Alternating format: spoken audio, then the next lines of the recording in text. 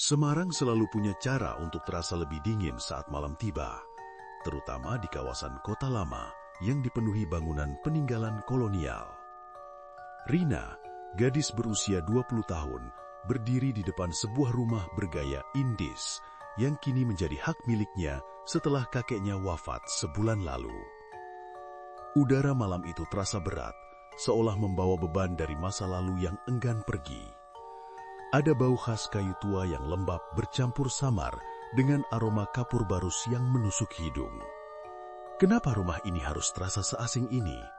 Gumam Rina sambil memutar kunci pintu jati yang berat. Suara derit pintunya terdengar seperti rintihan panjang, memecah kesunyian jalanan yang sepi. Rina melangkah masuk, senternya menyapu debu-debu yang menari di udara. Tugasnya sederhana, membereskan barang-barang peninggalan sang kakek sebelum rumah ini dijual. Namun ada sesuatu yang menahannya di ruang tengah.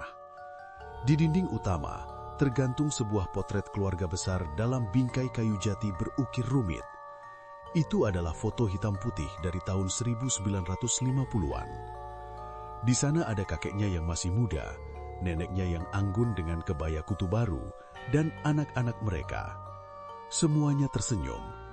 Tapi pernahkah kalian merasa ada yang salah dengan sebuah senyuman? Senyum di foto itu tidak sampai ke mata.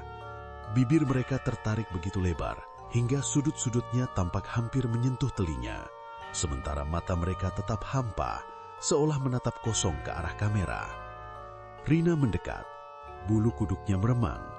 Suhu di ruangan itu tiba-tiba turun beberapa derajat. Dia bisa merasakan nafasnya sendiri menjadi uap tipis. Saat cahaya senternya mengenai permukaan kaca foto, dia menyadari sesuatu yang janggal. Di belakang barisan keluarganya, di sudut remang-remang latar belakang foto, ada sesosok bayangan yang tidak seharusnya ada di sana. Sosok itu tinggi kurus, mengenakan jas hitam usang dengan wajah yang tertutup kain kafan tipis. Namun di balik kain itu, terlihat sebuah senyum yang jauh lebih lebar dari yang lainnya. Keanehan mulai terjadi pada malam kedua. Rina terbangun oleh suara klik yang sangat akrab di telinganya, suara shutter kamera tua. Suara itu berasal dari ruang tengah. Dengan jantung yang berdegup kencang, dia memberanikan diri keluar kamar. Bau melati yang sangat kuat menyengat indranya, padahal tidak ada pohon melati di sekitar rumah itu. Saat dia sampai di ruang tengah, dia mendapati foto keluarga itu terjatuh di lantai. Kacanya pecah berkeping-keping. Namun bukan pecahnya kaca yang membuat Rina mematung. Saat dia mengarahkan senter ke foto yang tergeletak, posisi orang-orang di dalamnya telah berubah. Kakeknya, yang tadinya duduk di kursi, kini berdiri di pojok kanan. Neneknya tidak lagi tersenyum simpul, melainkan sedang menutup wajahnya dengan tangan. Dan sosok bayangan di belakang, dia kini berada tepat di tengah-tengah keluarga itu.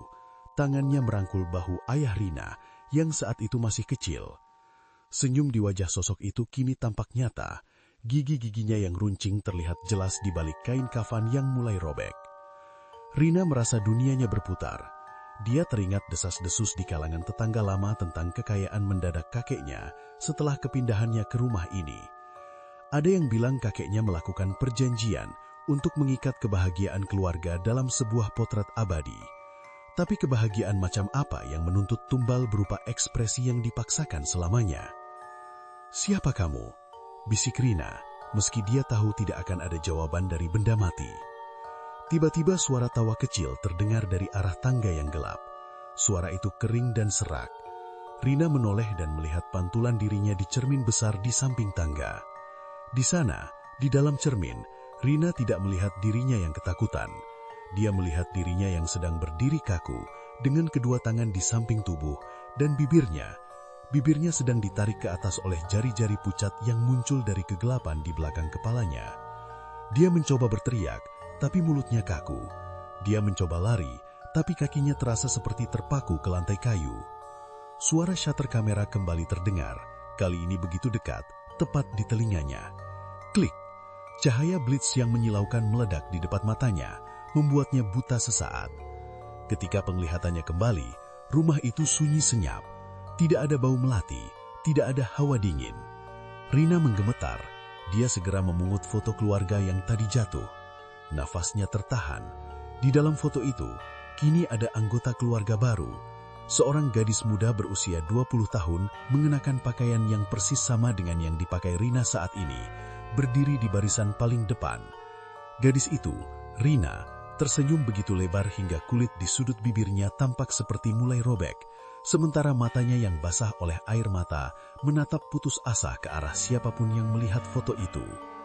Dan di dunia nyata, Rina yang asli berdiri di depan cermin, menyentuh wajahnya yang kini tidak lagi memiliki ekspresi. Wajahnya datar, kosong, seolah jiwanya telah tersedot masuk ke dalam lembaran kertas tua itu. Dia mencoba tersenyum, tapi otot wajahnya tidak merespons. Dia hanya bisa mendengar suara bisikan dari balik dinding, suara kakeknya yang berkata, "Sekarang, kita akan bersama selamanya dalam kebahagiaan yang sempurna." Sampai hari ini, rumah di kota lama itu tetap berdiri. Siapapun yang masuk ke sana akan menemukan sebuah foto keluarga yang tampak sangat bahagia. Namun jika kau perhatikan lebih dekat, kau akan melihat bahwa jumlah anggota keluarga di dalamnya bertambah satu setiap beberapa dekade. Dan jika kau menatap mata gadis muda di foto itu cukup lama, kau mungkin akan mendengar suara shutter kamera yang siap menangkap senyum palsumu selanjutnya. Apakah kau berani menatapnya? Ikuti terus cerita lainnya hanya di Mistik Nusa.